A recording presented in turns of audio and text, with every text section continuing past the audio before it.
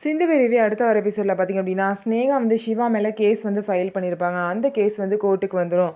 அப்போ வந்து சிவா பார்த்திங்க அப்படின்னா தான் மேலே உள்ள குற்றத்தை ஒத்துப்பார். ஆமாம், இந்த மாதிரி நான் ஸ்னேகாவை லவ் பண்ணேன்னு சொல்லி ஒத்துப்பார். அப்போ ஸ்னேகா சொல்கிற எல்லா குற்றத்தையும் நீங்கள் ஒத்துக்கிறீங்களா அப்படின்னு சொல்லிட்டு ஜட்ஜு கேட்பாங்க. ஸ்னேகா என்ன குற்றம் வச்சுருப்பாங்க அப்படின்னா 3 வருஷமாக சிவா வந்து என்னை லவ் பண்ணார்.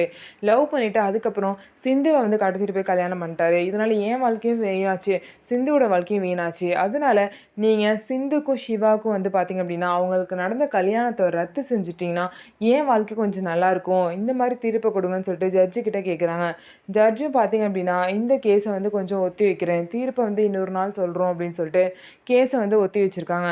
ஸோ இதுக்கப்புறம் வழக்கு வந்து என்ன ஆக போகுது, அதுக்குள்ளே சிவா வந்து என்ன காரணத்தை ரெடி பண்ணிவிட்டு கரெக்டாக வந்து கோர்ட்டில் தப்பிக்க போகிறாரு அப்படிங்கிறத பார்க்கலாம். சிவா பார்த்திங்க அப்படின்னா பஞ்சாயத்தில் கூட கடைசி நேரத்தில் தான் கரெக்டான ஏதோ ஒரு பாயிண்ட்டை சொல்லி வந்து தப்பிச்சாரு. அதே மாதிரி வந்து இங்கேயும் யாருக்கும் எந்த பிரச்சனையும் இல்லாமல் சிந்துவையும் போட்டு கொடுக்காம அவரும் மாட்டிக்காமல் எப்படி தப்பிக்க போகிறாரு அப்படிங்கிறத நம்ம பொறுத்திருந்து பார்க்கலாம். ஸோ நம்ம வீடியோ உங்களுக்கு பிடிச்சிருந்தா நம்ம வீடியோவை லைக் பண்ணிக்கோங்க. மறக்காமல் நம்மளோட சேனலை சப்ஸ்கிரைப் அண்ட் ஹைப் பண்ணிவிட்டு பாருங்கள்.